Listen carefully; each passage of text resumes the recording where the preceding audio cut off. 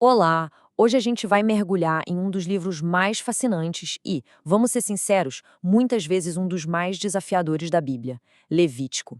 A gente vai desvendar a lógica por trás das 5 primeiras ofertas, que são, na verdade, um manual incrível sobre como o antigo povo de Israel se relacionava com Deus.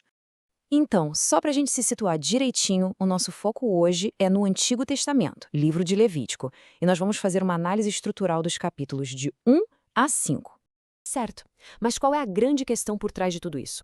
Pensa bem, toda essa legislação, que à primeira vista parece tão complexa, está tentando responder a uma pergunta fundamental. Como é que um Deus que é totalmente santo consegue estabelecer um jeito, um caminho seguro para que um povo imperfeito possa viver perto dele e se relacionar com ele?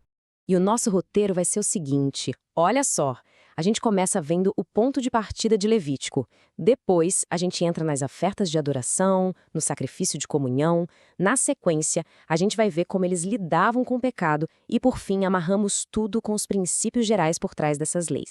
Bom, a gente precisa lembrar do finalzinho do livro de Êxodo. O tabernáculo, a morada de Deus, finalmente ficou pronto, certo? Agora, em Levítico, a coisa muda completamente de figura.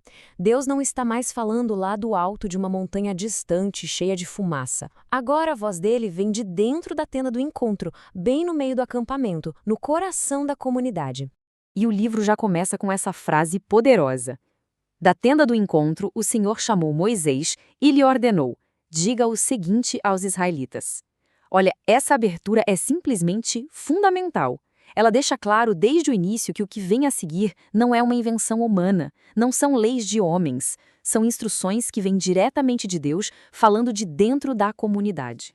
Beleza, vamos entrar então nas duas primeiras ofertas. E o primeiro ponto que é super importante a gente entender é que elas eram voluntárias. Ninguém era obrigado a fazer. Elas não serviam para perdoar pecados, mas sim para expressar devoção, gratidão, uma dedicação total a Deus. E aqui a gente já vê uma diferença bem clara. De um lado você tinha o holocausto. Nela, o animal inteiro ia para o fogo, simbolizando uma entrega completa, total da pessoa. Do outro lado, a oferta de manjares, que era feita com grãos, farinha, os frutos do trabalho da terra, né? Era uma forma de dizer obrigado pela provisão de Deus. É um holocausto, oferta preparada no fogo de aroma agradável ao Senhor. Essa expressão, aroma agradável, aparece várias e várias vezes. E claro, não é sobre o cheiro literal da fumaça, né? É uma figura de linguagem para dizer que Deus aceitava aquela oferta, que ele se agradava de ver a devoção e a obediência do seu povo. E os detalhes da oferta de manjares são cheios de significado. Por exemplo, não podia ter fermento, que na Bíblia muitas vezes simboliza a corrupção. E por outro lado, tinha que ter sal, o sal da aliança, que representava algo duradouro, a fidelidade. Cada elemento reforçava a pureza e a permanência da aliança.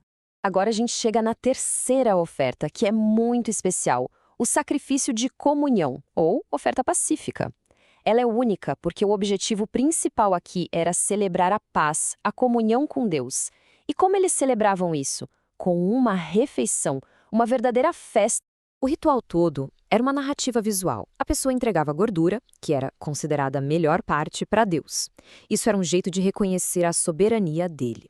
E o que sobrava da carne? Virava uma refeição sagrada, que o sacerdote e a família do ofertante comiam juntos, ali, na presença de Deus. Era um símbolo poderoso de harmonia e de relacionamento. E é nesse contexto que surge um decreto que valeria para sempre. Não comam gordura alguma nem sangue algum. Mas por quê? Dentro da lógica do sistema, a gordura era o símbolo da abundância, o melhor, e isso pertencia a Deus. E o sangue representava a vida, e a vida pertence somente a Deus. Bom, a partir desse ponto, o clima da leitura muda um pouco. A gente sai daquelas ofertas voluntárias, de adoração, e entra nas ofertas obrigatórias. Agora, o assunto é a realidade do pecado. E, especificamente, pecados cometidos sem intenção, ou seja, por ignorância ou por fraqueza. E esta tabela ilustra um princípio fundamental. Quanto maior a responsabilidade na comunidade, maior o impacto do pecado. Se o sacerdote principal ou a comunidade inteira pecasse, a oferta era um novilho, a mais cara, e o ritual era super complexo. Já para um líder ou uma pessoa comum, a oferta era menor. A ideia é que o erro de quem está na liderança afeta todo mundo de um jeito muito mais grave. Logo depois vem a oferta pela culpa. Ela é parecida com a oferta pelo pecado, mas lida com transgressões bem específicas. Sabe? Tipo, se a pessoa falhou em testemunhar algo que viu, ou tocou em algo impuro sem perceber, ou fez um juramento precipitado. E um detalhe importante: muitas vezes, além do sacrifício, a pessoa tinha que fazer uma restituição, ou seja, consertar o dano que causou. E aqui tem um detalhe que é simplesmente incrível, que mostra a justiça e a misericórdia de Deus nesse sistema. Era uma escala progressiva. A oferta padrão era uma cordeira, mas e se a pessoa não tivesse condições? Poderia trazer 2 rolinhas. E se não pudesse pagar nem pelas aves? Uma simples porção de farinha já era aceita. Ou seja, a expiação estava ao alcance de todos, não importava a condição financeira. Então, quando a gente olha para esses 5 primeiros capítulos, o que nós vemos? Vemos um sistema completo, divinamente organizado, que ensinava lições fundamentais sobre a santidade de Deus, sobre a seriedade do pecado e, ao mesmo tempo, sobre a provisão da graça por meio da expiação. O objetivo disso tudo não era um ritualismo vazio.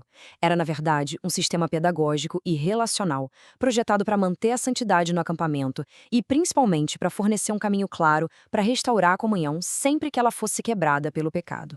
Isso tudo nos deixa com uma pergunta inevitável no ar, não é?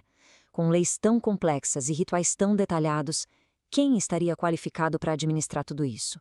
Para atuar entre Deus e o povo?